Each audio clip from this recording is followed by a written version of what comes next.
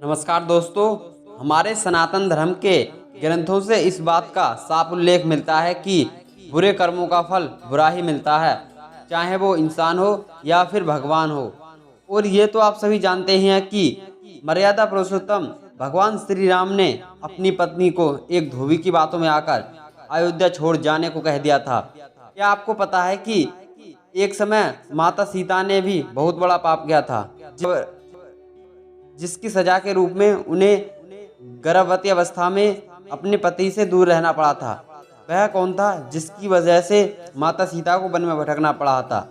आपको हमारी इस वीडियो से जानने को मिलेगा। वीडियो इंटरेस्टिंग होने वाली है, इसलिए अंत तक जरूर देखिएगा।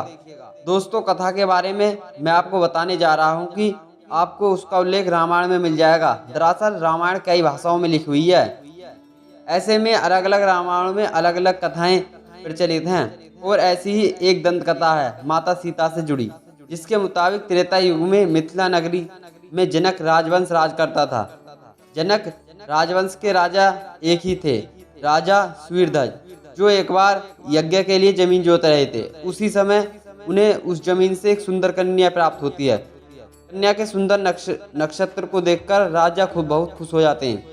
इसलिए उन्होंने उस कन्या को अपनी पुत्री के रूप में गोद ले लिया और यही कन्या सीता के नाम से जानी गई। जब सीता थोड़ी बड़ी हुई तो वह एक दिन अपनी सहेलियों के साथ अपने महल के बगीचे में घूम रही थी। तभी अचानक उनकी नज़र एक तोते के जोड़े पर पड़ी, जो कि पेड़ पर बैठकर सीता जी के बारे में ही बात कर रहा था। तोते के जोड़े के पास जाकर बातें सुनने लगी। तोते के जोड़े आपस में बात कर रहे थे और बोल रहे थे कि पृथ्वी पर एक भगवान श्री राम से विख्यात बहुत सुंदर राजा होंगे और उनकी पत्नी होंगी जानकी। श्री राम जानकी के साथ कई वर्षों तक इस पृथ्वी पर राज करेंगे। तोते के मुख से ऐसी बातें सुनकर सीता अचंभित हो गईं।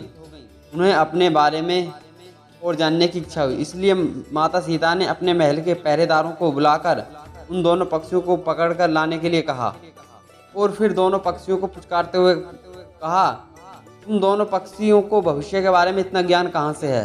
तो दोनों पक्षी बोलते हैं कि दरअसल हम वाल्मीकि जी के आश्रम में रहते हैं, जहाँ रोज राम और सीता जी के जीवन में बताया जाता है।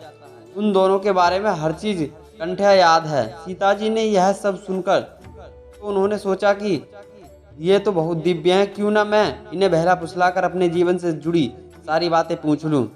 यही सोचकर माता सीता ने दोनों पक्षियों से कहती हैं कि तुम बहुत सुंदर हो, देखो मैं तुम्हें कोई नुकसान नहीं पहुंचाऊंगी और मेरा विवाह श्री राम के साथ कैसे होगा? तब दोनों पक्षियों ने कहा कि वाल्मीकि जी एक ग्रंथ लिख रहे हैं, जिसमें उन्होंने बताया कि महर्षि स्यंग के द्वारा किए गए पुत्र यज्ञ से प्रसन्न होकर भगवान विष्णु मानव शरीर में पृथ्वी पर एक ज्येष्ठ रूप लेंगे, जो कि भगवान श्री राम होंगे। बड़े होने पर भगवान श्री राम विश्वामित्र और अपने छोटे भाई लक्ष्मण के साथ मिथिला आएंगे और वह भगवान शिव के धनुष को तोड़कर जानकी से विवाह करेंगे। इतना सुनने के बाद माता सीता ने दोनों पक्षियों को बताती हैं कि जिस जानकी की तुम बात कर रहे हो वो जानकी मैं ही हूँ, मैं ही सीता हूँ, मैं ही जानकी हूँ। इसलिए तुम मुझे बताओ कि मेरे प्रभु श्री राम कैसे दिखते हैं? मादा तोता बोला, रामचंद्र का मुख कमल के समान है और उनकी नेत्र बड़ी बड़ी और खिली हुई हैं। उनके बाएं घुटनों तक जाती हैं और उनका गला शंकर के समान है। माता सीता, आप धन्य हैं जो आपको उनकी पत्नी बनने का सौभाग्य प्राप्त हुआ। आपकी जोड़ी तीनों लोकों में सबसे अद्भुत होगी। इतना सुनकर सीता उनसे पुनः प्रश्न करती है। तोता का जोड़ा फिर से उनके सवालों का जवाब देता है और इसी तरह सीता जी के सवाल पूछती हैं और जोड़ा जवाब देता है। कुछ समय के बाद सीता पक्षियों से कहती हैं कि जब तक मेरा विवाह नहीं हो जाता तब तक तुम दोनों मेरे महल में रहोगे, तुम्हारी सारी सुख सुविधाएं मिलेंगी।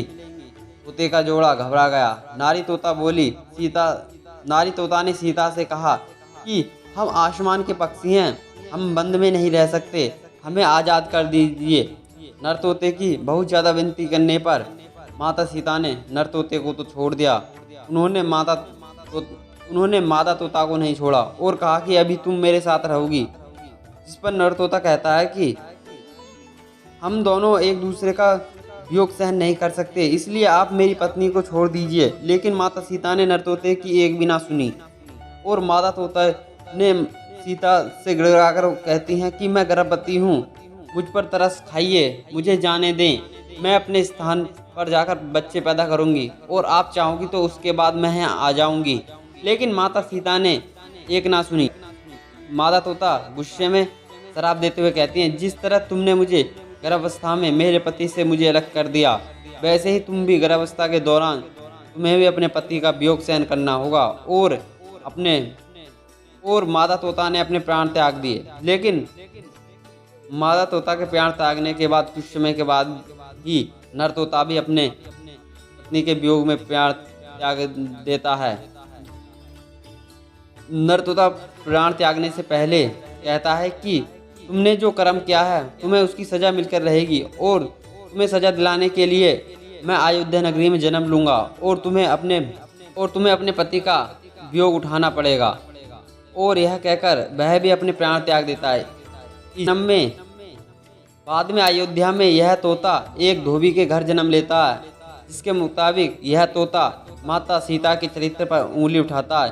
श्री राम ने देवी सीता को गर्भावस्था के दौरान त्याग दिया। तब माता सीता ने वन में भटकते हुए महर्षि वाल्मीकि के आश्रम पहुंची और वहीं लवकुश को जन्म दिया। दोस्तों, सीता के वियोग की एक अन्य कथा भी प्रचलित है जो हमें पुराणों में मिलती है। इसके मुताबिक नारायण जी को अभिमान हो गया था कि उसका ब्रह्मचर्य कोई भंग नहीं कर सकता। उन्होंने यह बात अभिमान की आराध्य भगवान विष्णु को बताई। अब विष्णु जी ने नारद जी को घमंड तोड़ने के लिए एक योजना बनाई और जब नारद मुनि रास्ते में जाने लगे तो उन्हें एक महल दिखाई दिया। महल को देखकर नारद जी मोहित हो गए। यह सब कुछ भगवान विष्णु की माया थी, लेकिन नारद जी को इसकी खबर नहीं थी।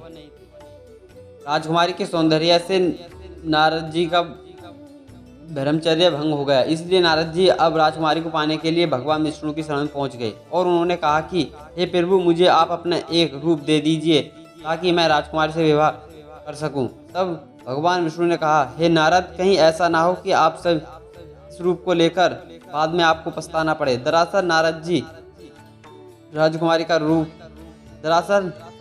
जी भगवान विष्णु का एक रूप वानर का है और नारद का घमंड तोड़ने के लिए भगवान विष्णु ने वानर का रूप ही नारद को दे दिया। तब नारद जी राजकुमारी के स्वयंवर में पहुंचे। तब पूरी सभा नारद जी को देखकर हंसने लगी और राजकुमारी ने भी उन्हें वरमाला नहीं पहनाई।